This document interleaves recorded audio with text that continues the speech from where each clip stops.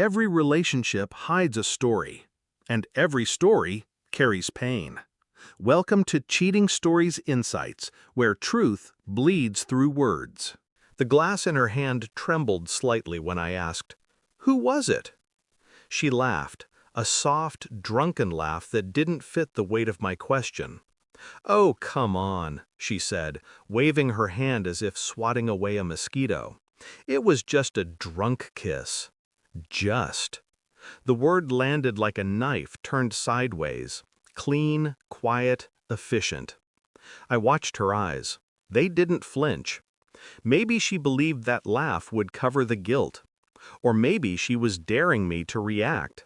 I didn't. I simply stood, placed my glass on the counter, and walked out the door. No shouting, no accusations. Just the sound of the latch closing behind me, and the silence that followed. The cracks appeared slowly. At first, it was the way she avoided eye contact when I came home. The phone flipped over on the table. The half-second delay before she smiled. She thought she hid it well. But guilt is like smoke. It seeps through walls, through laughter, through the space between two people lying inches apart, yet galaxies away. I watched. I waited. And in the quiet hours when she slept beside me, I studied the truth. A message preview here. A new name saved in her contacts. The faint smell of cologne that wasn't mine. She thought I was numb. She thought silence meant surrender. But silence, in the right hands, is a weapon. I didn't confront her, not immediately. I wanted to know why. Why risk everything for something so small, so meaningless? So I followed the threads. Late nights at work dinners, business trips that didn't align with her office calendar. One night, I called her boss's wife. A calm, polite conversation over the phone.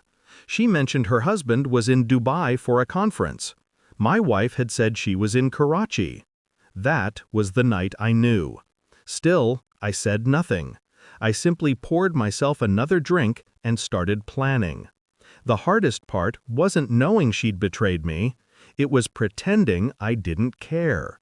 Pretending to laugh at her stories. Pretending to touch her the same way. Pretending to sleep soundly when every exhale of hers felt like a lie.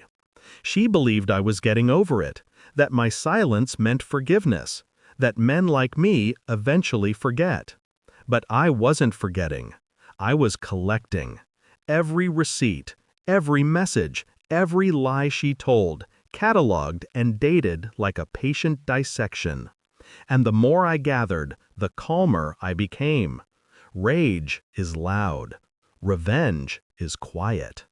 The letter took me 3 nights to write. Typed, precise, every sentence deliberate. No insults, no emotion, just facts.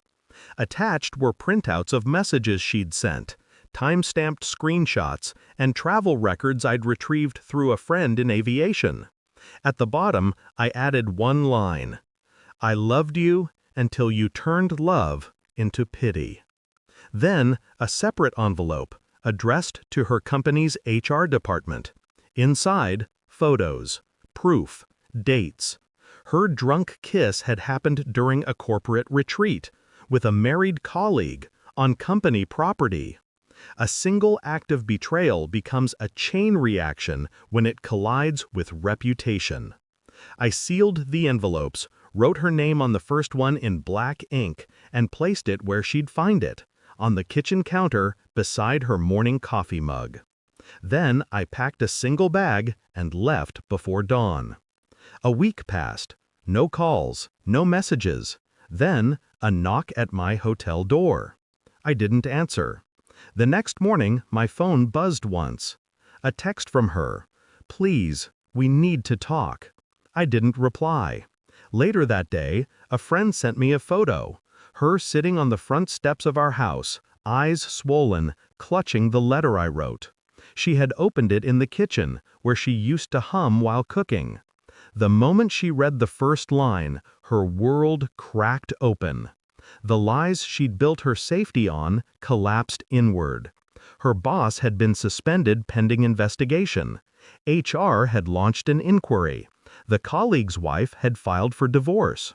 Every secret thread she'd thought invisible now lay exposed, strangling her slowly. That night she called again. Her voice trembled. "Please, I need to explain." "There's nothing left to explain," I said. My tone was flat, detached. "You kissed him. You lied. You made it small. I made it final. I don't. You didn't make a mistake. You made a choice." There was silence, a long, shaking silence on her end. Then, a soft sob, muffled by her own guilt. For a moment, I almost felt something. Not love, not hate, just the echo of what used to be.